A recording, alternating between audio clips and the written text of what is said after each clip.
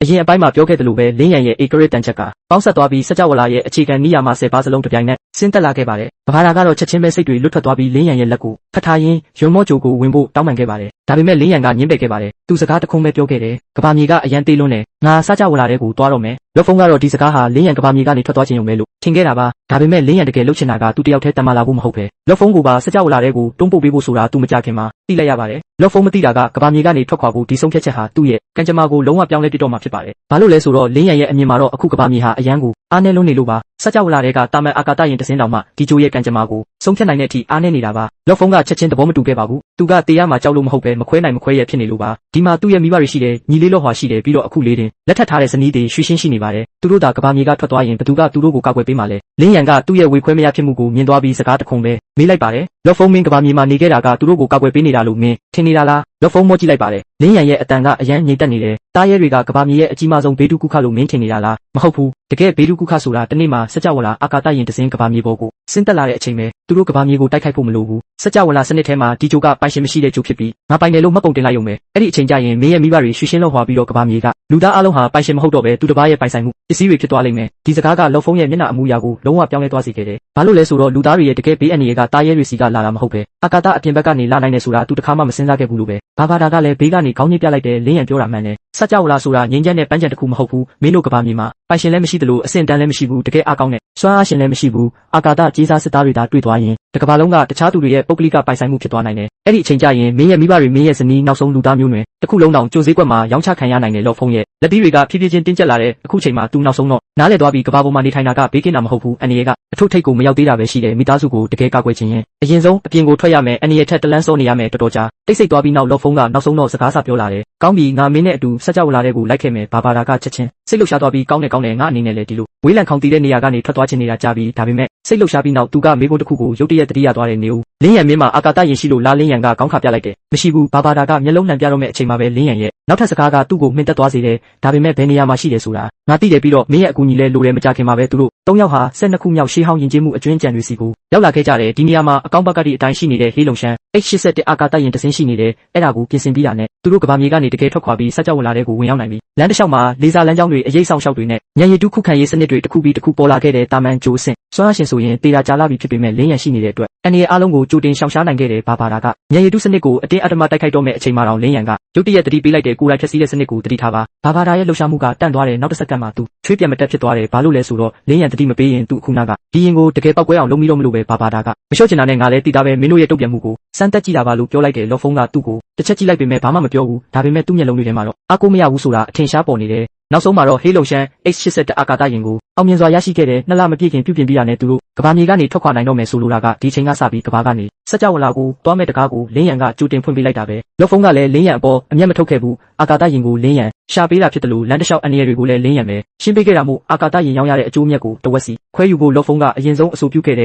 အရေးဆောင်ရှောက်၃ယောက်ထဲကတယောက်ကိုလည်းလင်းရန်ကိုပေးခဲ့တယ်လို့တိုးလောင်လက်စွပ်ညံရည်တူအုံနောက်နဲ့မူရပုံဆောင်ခဲ့အများကြီးကိုလည်းပေးခဲ့တဲ့လင်းရန်ကလော့ဖုန်းကိုကြည့်ပြီးစိတ်ထဲမှာတော့လော့မျိုးစားကြီးဆိုတာတကယ်ကိုရက်ရောတဲ့သူပဲလို့တွေးနေမိတယ်ဒါပေမဲ့ဒီလိုအောင်မြင်မှုရဲ့လောက်ခတ်မှုကကဘာပေါ်ကထိတ်တန့်စွမ်းအားရှင်တွေကိုဖုံးကွယ်ထားလို့မရခဲ့ဘူးသူတို့အကျွမ်းကြံတွေကထွက်လာတဲ့အခါမှာတော့မလန့်မကန့်မှာတိုက်လေရင်နှစ်စင်းကစောင့်ဆိုင်နေခဲ့ပြီးဟုံနဲ့လျှက်စီးနဲ့ဖရာတို့တိုက်လေရင်ပေါ်ကဆင်းလာကြတယ်သူတို့ကလော့ဖုန်းကိုကြည့်ပြီးနောက်ထွက်လာခါစားဖြစ်တယ်လင်းရန်ကိုလည်းကြည့်လိုက်ကြတယ်သူတို့မျက်လုံးတွေထဲမှာတန်တရားတွေနဲ့ပြည့်နေတဲ့လော့ဖုန်းလွန်ခဲ့တဲ့နိုင်ဝက်ကတောရိုင်းဒေတာမှာအရန်ပြင်းထန်တဲ့စွမ်းအင်လိုင်းတွေပေါ်ခဲ့တဲ့ဂျိုးတူပြချက်အရာမင်းအဲ့ဒီနားမှာရှိနေတဲ့အခုထွက်လာတဲ့လူကလင်းရန်မဟုတ်လားသူ့ရဲ့အရှိန်ဝါကဘာလို့ဒီလောက်တောင်ထူးဆန်းနေရတာလဲလော့ဖုန်းကဖုံးကွယ်မထားပဲလင်းရန်ရဲ့တတိပေးချက်အရာယွန်မော့ဂျိုရဲ့အမွေဆက်ခံမှုတွေလင်းရန်ရဲ့အဆင့်တက်သွားမှုတွေဧကရေဝစ်စုံနဲ့ဘာဘာတာပေါ်လာတာတွေကိုအကုန်ပြောပြလိုက်တယ်လျှက်စီးနဲ့ဖရာကနားထောင်ပြီးစက္ကန့်ပိုင်းလောက်မင်းတက်သွားပြီးနောက်လော့ဖုန်းရဲ့ပခုံးကိုပုတ်လိုက်တယ်မင်းကတော့ဟုတ်နေပြီပဲကိုကူမြောက်အကျွမ်းကြံကနေထွက်လာပြီးနောက်မင်းရဲ့စွမ်းအားတွေဘာလို့ရုတ်တရက်တိုးလာတာလဲဆိုတာအခုမှသိတော့တယ်တကယ်တော့နောက်ွယ်မှာဒီလိုအခွင့်အရေးတွေရှိနေတာကိုဒါပေမဲ့ဟုံစိတ်ဝင်စားတာကလော့ဖုန်းမဟုတ်ပဲလင်းရန်ဖြစ်နေတယ်သူကလော့ဖုန်းကိုကြည့်ပြီးတီတီငိမ့်ငိမ့်မေးလိုက်တယ်အဲ့ဒါဆိုမင်းရဲ့တငယ်ချင်းလင်းရန်ကတကယ်တော့ဘသူလဲဘာလို့သူကစကြဝဠာအကြောင်းတွေကိုဒီလောက်သိနေရတာလဲပြီးတော့သူအဆင့်တက်တဲ့အခါမှာဘာလို့ဒီလောက်ကြီးမားတဲ့ဒုက္ခမှုတွေဖြစ်ရတာလဲလော့ဖုန်းကခေါင်းခါပြီးငါလဲတေချာမသိဘူးသူကတော့သူ့မှာလဲစကြဝဠာအမွေနဲ့ရှိတယ်လို့ပြောတယ်ပြီးတော့သူကဘာဘာတာရဲ့ကန့်လန့်မှုကိုလည်းညှင်းပယ်ခဲ့တယ်ဒီစကားထွက်လာတာနဲ့ဘာဘာတာကချက်ချင်းမျက်နှာပြတ်သွားပြီးမင်းတို့ကဘာသားတွေကတကယ်အပိုတွေတွေးတာပဲလင်းရန်မှာသာမကောင်းတဲ့စိတ်ရှိရင်မင်းတို့တကဘာလုံးပေါင်းတိုက်ရင်တောင်သူ့လက်တန်းတစ်ချောင်းစာတော့မခံနိုင်ဘူးအဲ့ဒီအစာငါ့ကိုလာတောင်းပန်ပြီးလင်းရန်ရဲ့လက်အောက်မှာအိမ်ထိန်းနေရလောက်ရအောင်လုပ်ကြပါလားလျှက်စီးနဲ့ဖရာကကြားတာနဲ့မျက်စောင်းထိုးပြီးမင်းပါရီလျှောက်ပြောနေတာလဲငါတို့အားလုံးကဂျိုးအဆင့်တွေပဲကြွားချချက်ကဘလောက်တောင်ရှိမှမလို့လဲဘာဘာတာကချက်ချင်းဒေါသထွက်သွားပြီးလူကောင်တေးသေးလေးကများငါလိုကြီးမြတ်တဲ့ဘာဘာတာကိုဒီလိုပြောရဲတယ်လားမိုင်မဲလိုက်တာမင်းတို့ကလင်းရန်ဆိုတဲ့ အကောင်ကြီးကဘလောက်တောင်ကြောက်ဖို့ကောင်းလဲဆိုတာမသိကြဘူးပြောရင်းနဲ့ဘာဘာတာကဘီလိန်လေးတယောက်လိုရုတ်တရက်ရေမောလိုက်တယ်မင်းတို့မယုံရင်ငါတို့လောင်းကြမလားလင်းရံပြန်လာတဲ့အခါမင်းတို့၃ယောက်အတူတူတိုက်ခိုက်ကြည့်ပါသူသားအရှုံးမပေးပဲတိုက်ရင်မင်းတို့အပြတ်သက်ရှုံးမှတေးချတယ်လျှက်စီးနဲ့ဖရားကချက်ချင်းစိတ်ဝင်စားသွားပြီးလောင်းကြတာပေါ့ငါတို့၃ယောက်ကတယောက်တည်းကိုရှုံးရင်တော့ရှက်ဖို့ကောင်းလိုက်တာဟုံကဘာမှမပြောပေမဲ့မငင်းခဲ့ဘူးလောက်ဖုံးကတော့နည်းနည်းတုံဆိုင်နေပေမဲ့သူ့စိတ်ထဲမှာလည်းသူနဲ့လင်းရံကြားမှာဘလောက်တောင်ကွာခြားလဲဆိုတာသိချင်နေမိတယ်ဘာဘာတာကသူတို့၃ယောက်သဘောတူတာကိုကြည့်ပြီးပို့လို့တောင်ပြုံးပျော်နေပါတယ်ဘာလို့လဲဆိုတော့ဒီကဘာမြေရဲ့အင်အားကြီးဆုံး၃ယောက်ဟာမကြခင်မှာအချက်တစ်ချက်ကိုနားလဲသွားလိမ့်မယ်ဆိုတာသူသိနေလို့ပါအချို့တော့ကွာဟချက်တွေဟာလူအင်အားနဲ့ဖြည့်ဆည်းလို့မရနိုင်ပါဘူးနောက်တစ်ဖက်မှာတော့လင်းရံဟာရှေးဟောင်းယဉ်ကျေးမှုအကျွမ်းအကြံတစ်ခုရှေ့ကိုရောက်နေပါပြီသူဟာသူ့ရှေ့ကနှစ်ပေါင်းများစွာတိတ်ဆိတ်နေတဲ့အကျွမ်းအကြံအဝင်ဝါကိုကြည်ရင်လက်ကိုဖြည်းဖြည်းချင်းမြောက်လိုက်ပါတယ်ပါရမီလျှို့ဝှက်ကုတ်စတင်ပါပြီနောက်တစ်စက္ကန့်မှာတော့မမြင်ရတဲ့လိုင်းတစ်ခုပြန့်နှံ့သွားပြီးကဘာမြေအနက်ပိုင်းမှာအိပ်ပျော်နေတဲ့ရှေးဟောင်းဆက်ရုပ်တွေဟာတစ်ခုပြီးတစ်ခုရေပေါ်ကိုပေါ်ထွက်လာပါတော့တဲ့၃ရက်ကြာမှာတော့မြောင်ရက်ရက်ွက်ရဲ့ကျင့်ကြံခြင်းခမ်းမထဲမှာလူဖုံးဟာစပွဲပေါ်ကရွှေရောင်အနက်ရောင်ဦးကြီးကိုကြည်ရင်မျက်မှောက်ကျုံနေပါတယ်ဒီဦးကြီးဟာတာမန်ယတနာတစ်ခုမဟုတ်ပဲလင်းရန်သူ့ကိုပေးတဲ့ဒုတိယမြောက်လက်ဆောင်ဆိုတာ तू မသိသေးပါဘူးလင်းရန်တာကမင်းငါ့ကိုပေးချင်တယ်ဆိုတဲ့အရာလားလို့ तू ကမေးပါတယ်ဘေးနာကဘာဘာတာကဦးကြီးကိုအကြိမ်ပေါင်းများစွာပတ်ကြည့်နေပါတယ်အစပိုင်းမှာတော့ तू ဟာစူးစမ်းခြင်းယုံတက်တက်ပါပဲဒါပေမဲ့လင်းရန်ကအဲ့ဒီစကလုံးလေးလုံးကိုပြောလိုက်တဲ့အခါဘာဘာတာရဲ့မျက်နှာအမူအရာဟာချက်ချင်းပြောင်းလဲသွားပါတယ်ရွှေချိုသားရဲတဲ့ကျင့်ကြံခြင်းခမ်းမထဲမှာရုတ်တရက်တိတ်ဆိတ်သွားပါတယ်လူဖုံးကနားမလည်ပေမဲ့ဘာဘာတာကတော့နားလည်ပါတယ် तू ဟာအဲ့ဒီဦးကြီးကိုတေချာစိုက်ကြည့်ရင်အတန်တွေတောင်တုံရင်နေပါတယ်မင်းဘာပြောလိုက်တာလဲဒါကကျဲစင်စကြဝဠာရဲ့ထိတ်တန်းသွေးမျိုးဆက်12မျိုးတွေကတစ်ခုဖြစ်တဲ့ရွှေချိုသားရဲလားလင်းရန်ကခေါင်းညစ်ပြပါတယ်ဟုတ်ပါတယ် तू သားပုံမှန်တိုင်းကြီးထွားလာမယ်ဆိုရင်ကျင့်ကြံခြင်းမှာစူးစမ်းအားထုတ်မှုမရှိရင်တော့နောက်ဆုံးမှာနေမြေအရှင်သခင်အဆင့်ကိုရောက်ရှိနိုင်ပါတယ်လော့ဖုံးဟာဒီစကားကိုကြားပြီးကြောင်သွားပါတယ်ဘာလို့လဲဆိုတော့မကြခင်ကပဲဘာဘာတာကသူ့အတွက်အနာဂတ်ကိုစီစဉ်ပေးခဲ့လို့ပါနှစ်ပေါင်း90မှာကျဲစင်အဆင့်ဖြစ်ရမယ်နှစ်ပေါင်း900မှာစကြဝဠာအဆင့်ဖြစ်ရမယ်နှစ်ပေါင်း1000ချီဒါမှမဟုတ်1000ချီမှာစကြဝဠာအရှင်သခင်ဖြစ်နိုင်ခြေရှိပါတယ်နေမြေအရှင်သခင်အဆင့်ကိုတော့ဘာဘာတာတော့အမမခံနိုင်ပါဘူးဒါပေမဲ့အခုလင်းရန်ကသူ့ကိုပြောနေတာကဒီဦးထဲကတက်ရှိဟာဘာမှလုပ်เสียမလို့ပဲကြီးလာတာနဲ့နေမြေအရှင်သခင်အဆင့်ကိုရောက်မယ်တဲ့ဒီအချိန်မှာလူဖုံးဟာစကြဝဠာရဲ့မတရားမှုကိုပထမဆုံးအကြိမ်တကယ်ခံစားလိုက်ရပါတယ်အချို့သူတွေဟာတစ်သက်လုံးစူးစမ်းအားထုတ်ရင်တော့အဲ့ဒီအဆင့်ကိုမမီနိုင်ပါဘူးဒါပေမဲ့အချို့သောတက်ရှိတွေကတော့ဝေးဖွားလာကြတဲ့ကလူအများစုရဲ့ပန်းတိုင်မှာရက်နေခဲ့တာပါလင်ရန်ကသူ့ကိုကြည်ပြီးဆက်ပြောပါတယ်ရွှေချိုသားရဲ့အားအကောင်းဆုံးအချက်ကသွေးမျိုးဆက်တင်မဟုတ်ပါဘူးသူ့မှာပါရမီ3ခုရှိပါတယ်ဝါမျိုးချင်းအင်အားမြင့်တင်ခြင်းနဲ့ကိုပွားဖန်တီးခြင်းတို့ပါတတုတွေကိုဝါမျိုးယုံနဲ့လင်းမြန်စွာကြီးထွားနိုင်ပြီးတိုက်ခိုက်တဲ့အခါမှာအင်အားနဲ့အရှိန်ကိုချက်ချင်းမြင့်တင်နိုင်ပါတယ်အရေးကြီးဆုံးကတော့သူဟာကိုပွား3ခုထားရှိနိုင်တာပါမူလဝိညာဉ်မပျက်စီးတဲ့၍မူလကိုယ်တည်းနဲ့ကိုပွားတွေအသက်ခံရရင်တောင်ပြန်လည်မွေးဖွားနိုင်ပါတယ်ဘာဘာတာကတော့စိတ်လှုပ်ရှားလွန်းလို့ယူမတက်ဖြစ်နေပါပြီဒါဟာလူဖုံးအတွက်ဘာကိုဆိုလိုတယ်လဲဆိုတာသူအားလုံးထပ်ပိုသိပါတယ်ဒါဟာဥတလုံးတင်မဟုတ်ပဲလူဖုံးအတွက်စကြဝဠာတွေကပါရမီရှင်တွေကိ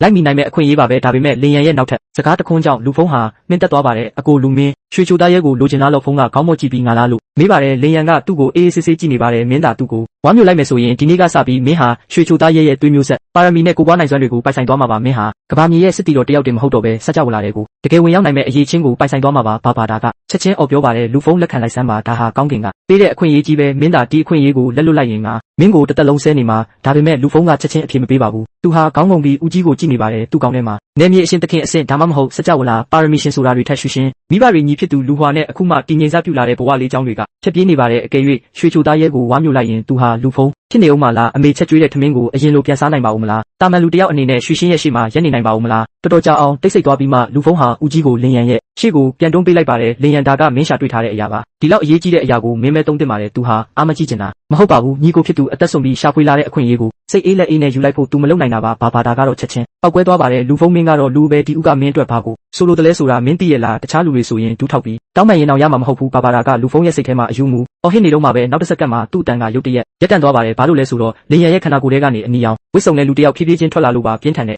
မီလီယံအငွေ့သက်တွေဟာကြင်ကြံခြင်းခမ်းမတစ်ခုလုံးကိုချက်ချင်းဖုံးလွှမ်းသွားပါတယ်လူဖုံးရောဘာဘာတာပါကြောင်သွားပါတယ်ဒါဟာမီလီယံတွေကနေနိုးထလာတဲ့စစ်နဂါတကောင်လိုအနီရောင်တန်ချက်ကဝစ်စုံမှာပဲလင်းရန်ကအေးအေးဆေးဆေးပဲစတင်မိတ်ဆက်ပေးပါတယ်ဒါကငါရဲ့ကိုပွားမီလီယံနဂါတန်ချက်ကပါလူဖုံးကပါဆက်အဟောင်းသားနဲ့ဘာမှမပြောနိုင်တော့ပါဘူးလင်းကြီးမင်းမှလည်းကိုပွားရှိတာလားလင်းရန်ကသူ့ကိုပြုံးပြီးကြည့်ပါတယ်ဒါကြောင့်ပဲငါကြိုးစင်ကြောဖြတ်တုံးကအဲ့ဒီလောက်အုံကြွတ်ဖြစ်ခဲ့တာပေါ့ငါမှာကိုပွားရှိပြီးသားမို့လို့ရွှေချိုသားရဲ့ဥကငါအတွက်အသုံးမဝင်ဘူးဒါပေမဲ့မင်းအတွက်တော့အသုံးဝင်တဲ့အကိုလူငါကအလကားပေးတာမဟုတ်ပါဘူးငါလိုချင်တာကဘာဘာတာရဲ့လက်ထဲကရွှေမော့ဂျိုရဲ့အမွေနှစ်ပါတာကိုအလဲလဲလောက်တာလို့ပဲသဘောထားပါမင်းစိတ်ထဲမှာဝင်ထုတ်ဝင်ဖို့မဖြစ်ပါနဲ့လူဖုံးကတော့မျက်မှောင်ကျုံနေတော့မှာပဲဒါပေမဲ့ငါကတာမန်ကဘာမြေသားတယောက်ကနေရုတ်တရက်ရွှေချိုသားရဲ့ဖြစ်သွားမယ်ဆိုရင်ငါကိုယ်တိုင်တော့လက်ခံနိုင်မှာမဟုတ်ဘူးအဲ့ဒီအချိန်မှာလင်းရန်ကမလောင်ပြောင်ပဲအလေးနဲ့ပြောပါတယ်မင်းရွှေချိုသားရဲ့ကိုဝါမျိုးပြီးရင်မင်းရဲ့ခန္ဓာကိုယ်နဲ့ပထမဆုံးကိုပွားကိုဖန်တီးလို့ရပါတယ်အဲ့ဒီခါကျရင်မင်းဟာလူဖုံးရဲ့ပုံစံနဲ့ပဲဆက်လက်နေထိုင်သွားလို့ရပါတယ်မင်းရဲ့ဝိညာဉ်ကမင်းမဲ့ဖြစ်နေမှာဖြစ်တယ်လို့မင်းရဲ့မိသားစုဝင်တွေကိုလည်းဆုံးရှုံးသွားမှာမဟုတ်ပါဘူးဒါပေမဲ့မင်းမှာသူတို့ကိုတကယ် ကာကွယ်ပေးနိုင်မဲ့အင်အားတစ်ခုတိုးလာမှာပါဒီစကားကလူဖုံးကိုတိတ်ဆိတ်သွားစေပါတယ်လင်းရန်ဟာသူ့ကိုမိစ္ဆာတကောင်ဖြစ်စေချင်တာမဟုတ်ပဲမိစ္ဆာတွေကိုရင်ဆိုင်နိုင်မဲ့အရေးချင်းရှိစေချင်တာကိုသူနောက်ဆုံးတော့နားလည်သွားပါတယ်ကဘာမြေဟာအရန်ကိုအားနေလုံးပါတယ်စကြဝဠာကြီးကသာတီးသွားရင်လူတိုင်းကကျွတ်ဖြစ်သွားနိုင်တယ်မိဘတွေညီကိုတွေဇနီးတွေသူကာကွယ်ပေးခြင်းတဲ့လူတိုင်းရဲ့ကံကြမ္မာဟာတခြားတစ်ယောက်ရဲ့စကားတစ်ခွန်းနဲ့တင်ဆုံးဖြတ်ခံလိုက်ရနိုင်တယ်တကယ်လို့သူတို့တွေကိုဆက်ပြီးကာကွယ်ပေးခြင်းနဲ့ဆိုရင်ကဘာပေါ်ကပါရမီရှင်တစ်ယောက်ဖြစ်နေတယ်မလုံလောက်တော့ဘူးစကြဝဠာတွေကအ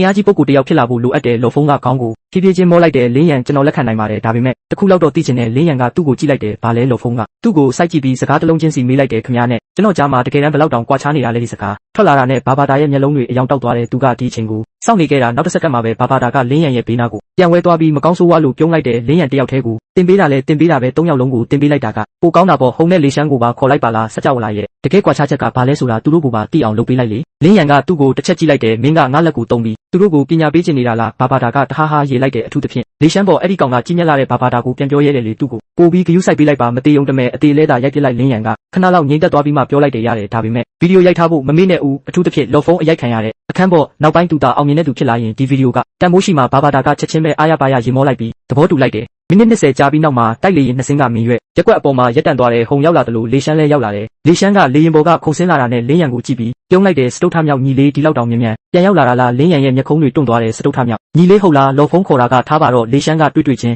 းအစင်းတက်မှတ်နေပြီးလင်းရန်ကရုတ်တရက်ပြုံးလိုက်တယ်ဒီလိုခေါ်တာကမသိတော့ဘူးထင်တယ်ငါမင်းတို့နဲ့ညီကိုမဖွဲ့ထားဘူးလေပြီးတော့ဒီနေ့ကစပြီးငါကမင်းတို့၃ယောက်လုံးကိုလေ့ကျင့်ပေးဖို့တာဝန်ယူရမှာပတ်သက်မှုကိုပြောရမယ်ဆိုရင်မင်းတို့ကငါ့ကိုဆရာလေးလို့ခေါ်ရမယ်လေရှမ်းကချက်ချင်းပဲစွန့်သွားတယ်ဆရာလေးဟုတ်လားစတုထမြောက်ညီလေးမင်းရဲ့အပြောကလည်းအတော်လေးကြီးတာပဲလင်းရန်ကအငင်းမပွားတော့ပဲလက်ညှိုးတစ်ချောင်းကိုပဲညှောက်ပြလိုက်တယ်လောင်းကြီးတစ်ခုထက်ကြရအောင်မင်းတို့၃ယောက်လုံးအတူတူတိုက်ခိုက်လို့ရတယ်တကယ်လို့ငါက9စက္ကန့်အတွင်းမင်းတို့ကိုမနှိမ်နှင်းနိုင်ရင်နောက်ပိုင်းငါကိုစတုထမြောက်ညီလေးလို့ခေါ်တာကိုလက်ခံမယ်ဒါပေမဲ့ငါက9စက္ကန့်အတွင်းနိုင်သွားခဲ့ရင်တော့ဒီနေ့ကစပြီးမင်းတို့၃ယောက်လုံးပေါင်းတိုက်လို့ငါကိုနိုင်တဲ့အထိငါကိုတွေ့တိုင်းဆရာလေးလို့ခေါ်ရမယ်လေရှမ်းကဒါကိုကြားတော့ချက်ချင်းပဲရေမောလိုက်တယ်9စက္ကန့်မပြောနဲ့9မိနစ်အတွင်း၃ယောက်တယောက်တိုက်ရင်တော့ငါတို့မရှုံးနိုင်ပါဘူးလော်ဖုံးလဲလက်သီးကိုတင်းတင်းဆုပ်လိုက်တယ်သူလဲလင်းရန်နဲ့သူ့ကြားမှာဘလောက်တောင်ကွာခြားနေလဲဆိုတာသိချင်နေတာဟုံကဘာမှမပြောပေမဲ့သူ့ရဲ့အကြည့်တွေကတော့အလေးနဲ့ဖြစ်သွားပြီးဒီအချိန်မှာလောင်းကြီးကအတီးဖြစ်သွားပြီးဒီအချိန်ကစပြီးကမ္ဘာအင်အားအကြီးဆုံးပုဂ္ဂိုလ်၃ယောက်ဟာသူတို့ဘဝမှာအထူးဆန်းဆုံးသင်ခန်းစာတစ်ခုနဲ့စတင်ရင်ဆိုင်ရတော့မယ်နိုင်ဝက်လောက်ကြာပြီးနောက်မှာတော့တောရိုက်ဒေတာရဲ့အနက်ရှိုင်းဆုံးနေရာတစ်ခုမှာလင်းရန်ကအလဲမှာတယောက်တည်းရက်နေတယ်လော်ဖုံးဟုံနဲ့လေရှမ်း၃ယောက်လုံးကသူ့ကိုပတ်ပေါင်းဆုံးကဝိုင်းထားကြတယ်ဘာဘာတာကတော့ဘေးကနေဗီဒီယိုရိုက်ပေးရင်မကောင်းဆိုးဝါးလေးတစ်ကောင်လိုပြုံးနေတယ်လင်းရန်က၃ယောက်လုံးကိုကြည့်ပြီးအေးဆေးဆေးပဲပြောလိုက်တယ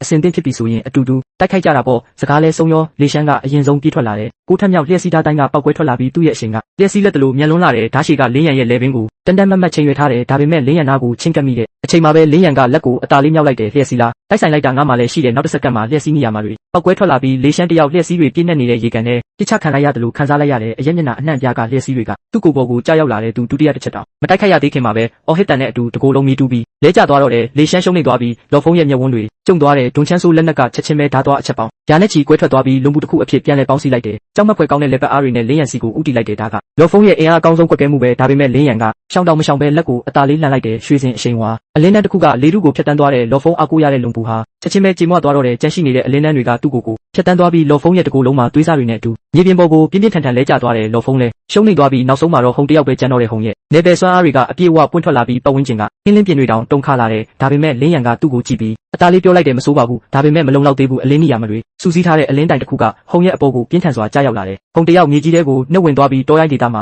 ကျင်းကြီးတချင်းဖြစ်သွားတယ်ဟုံလဲရှုံးနေသွားပြီးလင်းရန်တိုက်ခိုက်လိုက်တာကနေ၃ယောက်လုံးလဲကျသွားတဲ့အထိ3စက္ကန့်တောင်မပြည့်ဘူးဘာဘာတာကတော့ဗီဒီယိုကိုကင်ပြီးပါစက်တောင်မပိတ်နိုင်အောင်ပြုံးပျော်နေတဲ့လင်းရန်ကလက်ကိုပြန်ရုပ်လိုက်ပြီးမေးလိုက်တယ်အားလုံးရိုက်ထားပြီးပြီလားဘာဘာတာကခေါင်းကိုတစ်ဆက်ဆက်ငိမ့်ပြလိုက်တယ်အကြည့်တဲ့အကောင်းဆုံးပဲသူတို့နိုးလာရင်ဒါကိုပဲအခန့်တလဲလဲပြနေမယ်လင်းရန်ကမြေပြင်ပေါ်မှာလဲကျနေတဲ့၃ယောက်ကိုကြည့်ပြီးပြောလိုက်တယ်သူတို့ကိုအပြင်းကြီးခွင့်မပေးနဲ့ပြောပြီးတာနဲ့သူကလှည့်ထွက်သွားဖို့ပြင်လိုက်တယ်ဒါပေမဲ့ဘာဘာတာကမနေနိုင်ပဲမေးခွန်းတစ်ခုကိုမေးလိုက်တယ်လင်းရန်ခုနကသူတို့၃ယောက်ကိုတိုက်ခိုက်တော့ကမင်းရဲ့စွမ်းအားဘလောက်တောင်တုံးလိုက်တာလဲလင်းရန်ကအလေးနဲ့စဉ်းစားလိုက်တယ်ဒီတစ်ချိန်မှာတော့သူချက်ချင်းပြန်မဖြေဘူးဘာလို့လဲဆိုတော့သူတကယ်ပဲတွက်ချက်နေလို့ပဲစက္ကန့်နဲ့ငယ်ကြပြီးနောက်မှာတော့သူကမျက်မှောင်ကျုပ်ပြီးပြောလိုက်တယ်100ခိုင်နှုန်းတောင်မပြည့်ဘူးထင်တယ်ဘာဘာတာရဲ့မျက်နှာကအပြုံးတွေချက်ချင်းပဲအေးခဲသွားတယ်လင်းရန်ကတမာတယ်ဆိုတာသူသိထားပေမဲ့ဒီလောက်တောင်အတိတ်ပဲမရှိအောင်တမာနေလိမ့်မယ်လို့မထင်ထားဘူးလင်းရန်ကဆက်ပြောလိုက်တယ်သူတို့ကအားနေလုံးနဲ့ငါတော်တော်လေးထိန်းထားတာတောင်နောက်တစ်ခါကြာရင်ဒီထက်ပိုပြီးထိန်းရအောင်မယ်မဟုတ်ရင်သူတို့တကယ်တည်သွားလိမ့်မယ်ဘာဘာတာကခဏလောက်ငြိမ်သက်သွားပြီးမှပြောလိုက်တယ်မင်းကတော့တကယ်ကိုထူးဆန်းတဲ့ကောင်းမဲတော်တော်လေးကြာပြီးတဲ့နောက်မှာတော့ဆေးရုံထဲမှာလော့ဖုံးဟာပြင်းထန်တဲ့နာကျင်မှုတွေကနေနောက်ဆုံးတော့တတိယလာခဲ့ပါတယ်သူမျက်လုံးဖွင့်လိုက်တဲ့အခါအဖြူရောင်မျက်နှာချက်ကိုမြင်လိုက်ရပြီးဘေးကခရင်တွေပေါ်မှာတော့ဟုံနဲ့လေရှန်တို့ရှိနေပါတယ်ဟုံကတော့တည်ငြိမ်နေစေဖြစ်ပေမဲ့လေရှန်ကတော့ဝိညာဉ်ထုတ်ခံလိုက်ရတယ်လို့မျိုးအသက်မဲ့စွာလှဲလျောင်းနေပါတယ်လော့ဖုံးကအတန်တိုးတိုးနဲ့ဘာဘာတာငါတို့ရှုံးသွားပြီလားလို့မေးလိုက်ပါတယ်ဘာဘာတာကထွက်လာပြီးတော့လှောင်ပြောင်းတဲ့အမူအရာနဲ့အမှန်တိုင်းပြောရရင်မင်းတို့၃ယောက်လုံးလင်းရန်ရဲ့လက်ချက်နဲ့3စက္ကန့်အတွင်းအပြတ်တက်ရှုံးနေသွားတာပါလို့ပြန်ပြောလိုက်ပါတယ် လော့ဖုန်းကခဏလောက်တိတ်ဆိတ်သွားပြီးနောက်သူသိချင်ဆုံးမေးခွန်းကိုမေးလိုက်ပါတယ်သူဘလောက်ထိအင်အားသုံးခဲ့တာလဲဘာဘာတာကသူ့ကိုကြည့်ပြီးမင်းတကယ်ပဲသိချင်တာလားငါကြောက်တာကမင်းသိသွားရင်လေးရှန်လို့ဖြစ်သွားမှာကိုပဲလို့ပြောပါတယ်လော့ဖုန်းကသွားကိုတင်းတင်းကြိတ်ပြီးပြောပြပါလို့ဆိုပါတယ်ဘာဘာတာကလင်းရံပြောတာတော့တစ်ထောင်ပုံတစ်ပုံတောင်မရှိဘူးလို့ဆိုပါတယ်လော့ဖုန်းရဲ့မျက်လုံးတွေပြူးကျဲသွားပါတယ်တစ်ထောင်ပုံတစ်ပုံတောင်မရှိဘူးဆိုတာလင်းရံကသူတို့ကို3စက္ကန့်အတွင်းအနိုင်ယူခဲ့တာဟာသူတို့က3စက္ကန့်ခံနိုင်ရှိလို့မဟုတ်ပဲသူတို့ကိုတတ်မိမှဆိုလို့3စက္ကန့်အချိန်ဆွဲပေးခဲ့တာဖြစ်ပါတယ်လေးရှန်ကတော့ဒီအဖြေကိုကြားပြီးနောက်သူ့ကိုယ်သူယုံကြည်ချက်တွေပျောက်ဆုံးသွားတဲ့အထိစိတ်တက်ကြသွားပါတယ်ဒါပေမဲ့လော့ဖုန်းကတော့ခဏလောက်တိတ်ဆိတ်သွားပြီးနောက်မှာမျက်လုံးတွေကပိုပြီးတောက်ပလာပါတယ်တစ်ထောင်ပုံတစ်ပုံဖြစ်နေရင်တော့ဘာဖြစ်လဲကွာခြားချက်ကဘယ်လောက်ပဲကြီးမားပါစေသူကတစ်ထောင်ပုံတစ်ပုံကနေ1000ပုံတစ်ပုံအဲ့ဒီကနေတန်းပုံတစ်ပုံထိရောက်အောင်လိုက်နိုင်ပါတယ်သူသာအသက်ရှင်နေပြီးပိုပြီးတတ်မှလာမယ်ဆိုရင်တနေ့ကျရင်လင်းရံရဲ့ဘေးမှာတကယ်ပဲရင်ပေါင်တန်းရက်တည်နိုင်မှာပါဘာဘာတာကလော့ဖုန်းရဲ့မျက်လုံးတွေကိုကြည့်ပြီးတော့မှကျေနပ်စွာခေါင်းညှိလိုက်ပါတယ်ဒါမှငါရဲ့စက္ကန့်တူနဲ့တူတာပေါ့ဒါပေမဲ့လော့ဖုန်းမင်းစိတ်မအေးနဲ့ဦးနောက်ထပ်မင်းရွှေဦးချိုသားရဲ့ခန္ဓာကိုယ်ကိုတိမ့်ပတ်ရမယ်စကြဝဠာအတုံးရဘာသာစကားကိုတင်ယူရမယ်ပြီးတော့ကဘာမြေကနေထွက်ခွာဖို့အစဉ်သင့်ပြင်ထားရမယ်ဘာဖြစ်လို့လဲဆိုတော့စကြဝဠာထဲရောက်သွားရင်မင်းကကဘာသားဖြစ်နေလို့ဆိုပြီးဘသူကမှလက်တွနေမှာမဟုတ်လို့ပဲတလားခွဲကြာပြီးနောက်မှာတော့ X81 အာကာသယာဉ်ကိုပြင်ဆင်ပြီးစီးသွားပါပြီလော့ဖုန်းကသူ့မိသားစုအတွက်အရာရာစီစဉ်ပေးခဲ့ပြီးရွှေဦးချိုသားရဲ့ခန္ဓာကိုယ်ကိုတိမ့်ပိုက်ဖို့ဆုံးဖြတ်လိုက်ပါတယ်။ဟုံနဲ့လေရှန်တို့ကလည်းကဘာမြေကကိစ္စရက်တွေကိုအဆုံးသတ်ခဲ့ကြပါတယ်။လင်းရန်ကတော့ကဘာပေါ်ကတားရဲဘရင်နှစ်ကောင်နဲ့ဘရင်အဆင့်တားရဲအားလုံးကိုရှင်းလင်းပေးခဲ့ပါတယ်။လူသားတွေကိုနှစ်ပေါင်းများစွာနှိပ်စက်ခဲ့တဲ့တားရဲတွေရဲ့အန္တရာယ်ဟာသူ့လက်ထဲမှာအလွယ်တကူပဲပြီးဆုံးသွားခဲ့ပါတယ်။ဒီနေ့မှာတော့အားလုံးဟာအာကာသယာဉ်ရှိမှရက်နေကြပါတယ်။လော့ဖုန်းကကဘာမြေကိုနောက်ဆုံးတစ်ခေါက်ပြန်ကြည့်လိုက်ပါတယ်။သူဒီကနေထွက်ခွာသွားပြီးရင်အရင်လိုလူငယ်လေးမဟုတ်တော့မှန်သူသိပါတယ်။သူကစကြဝဠာထဲကိုသွားပြီးတကယ်အားကြီးသူတွေကိုရင်ဆိုင်ရတော့မှာပါ။အာကာသယာဉ်တကားပွင့်လာပြီးလင်းရန်ကပထမဆုံးအထဲကိုဝင်သွားပါတယ်။အာကာသယာဉ်စတင်ထွက်ခွာခါနီးမှာပဲဘာဘာတာကလင်းရန်ဟာကျေပုံစံမြေပုံပေါ်မှာထူးဆန်းတဲ့ဒီနေရာတစ်ခုကိုမှတ်သားထားတာကိုသတိထားမိသွားပါတယ်။အဲ့ဒီဒီနေရာဟာဘေးကင်းတဲ့လမ်းကြောင်းပေါ်မှာမဟုတ်တလို့ဘာဘာတာရဲ့အချက်လက်တွေထဲမှာတော့မှတ်တမ်းမရှိပါဘူး။ဘာဘာတာကမျက်နှာပြတ်သွားပြီးလင်းရန်မင်းသွားမဲ့ပထမဆုံးနေရာကဘေးကင်းတဲ့လမ်းကြောင်းမဟုတ်ဘူးနော်လို့သတိပေးပါတယ်။လင်းရန်ကကျေပုံစံမြေပုံကိုတည်ငြိမ်စွာကြည့်ပြီးငါသိပါတယ်ဒါပေမဲ့ငါရဲ့ဗီဇကအဲ့ဒီမှာငါ့ကိုစောင့်ကြိုနေတဲ့အရာတစ်ခုရှိတယ်လို့ပြောနေတယ်ဘေးကင်းတဲ့နေရာမှာဘယ်လိုလုပ်အခွင့်အလမ်းရှိမှလဲလို့ပြန်ပြောပါတယ်။ဘာဘာတာကတိတ်ဆိတ်သွားပြီးလော့ဖုန်းကလည်းလက်သီးကိုတင်းတင်းဆုပ်လိုက်ပါတယ်။ခဏအကြာမှာတော့အာကာသယာဉ်ဟာတိမ်တိုက်တွေကိုဖျက်ကျော်ပြီးအဆုံးမဲ့ကျေတာယာရီစီကိုပြန်တန်းသွားပါတော့တယ်။သူတို့မသိတာကတော့အဲ့ဒီဒီနေရာရဲ့အနက်ရှိုင်းဆုံးမှာကဘာမြေရဲ့ကံကြမ္မာကိုပြောင်းလဲစေနိုင်တဲ့မုန်တိုင်းတစ်ခုကစောင့်ကြိုနေတာပဲဖြစ်ပါတယ်။